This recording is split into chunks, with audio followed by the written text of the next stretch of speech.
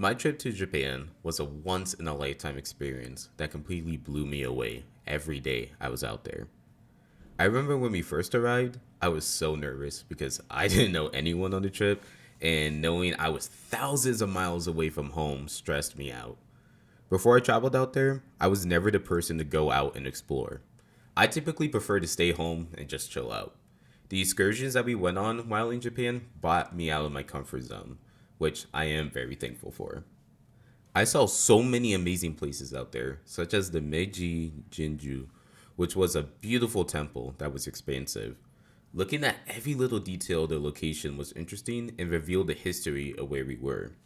Another location that stood out to me was the Tokyo National Museum. The museum was filled with so many items of Japan's past, which was intriguing. The samurai armor that were on display were truly a great sight to see. I love the immersive theater show displaying how ancient arts transitioned into modern anime. The screen used were so clear, and the way the show wrapped around the room was breathtaking. The cultural experiences were some of the best things I've had the opportunity to participate in. Doing the show, though, was an interesting experience for me since I have been studying Japanese for a year. Writing out the kanji was a lot harder than I thought it would be with the brush. I felt the pressure to impress the sensei that day. The ikebana arrangement was something I originally believed I would not enjoy, but I ended up loving my flower arrangement. I actually had no idea we were recreating Buddha the whole time until the very end. The shock on my face was priceless once I realized what we were doing. The Sado tea ceremony was by far my favorite cultural experience in Japan. Wearing the yukatas was so unbelievable, and I thought I looked stunning in my new attire. The ceremony itself was very meticulous, with every motion having to be precise. The matcha tea was better than any matcha I've had in the United States. The sweet treat that they paired with the tea was a good blend of flavors, and I wish I was able to have it again. I also wish I was able to keep my yukata, but that is something I have to get for myself someday.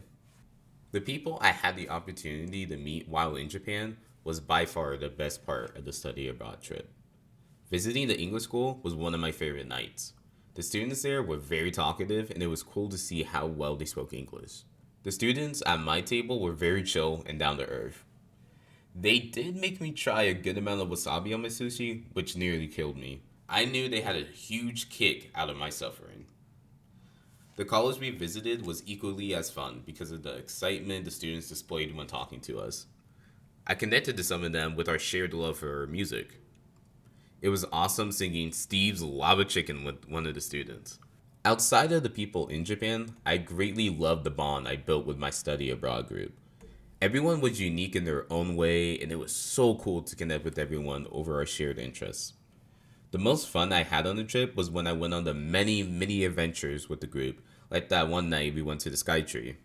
Karaoke was also another fun night, but I did lose my voice by the end of it. But it was worth it because there were so many great songs we selected. The best thing we did was going to Disney Sea and going on some of the craziest rides I've ever been on. Japan made me a new person, one who no longer fears going out and seeing what the world has to offer. I came out of my shell, and that was something life changing for me. I've always stayed in my little bubble, but I no longer wish to stay that way. Japan was an amazing time, and I am so thankful that I was able to attend this journey.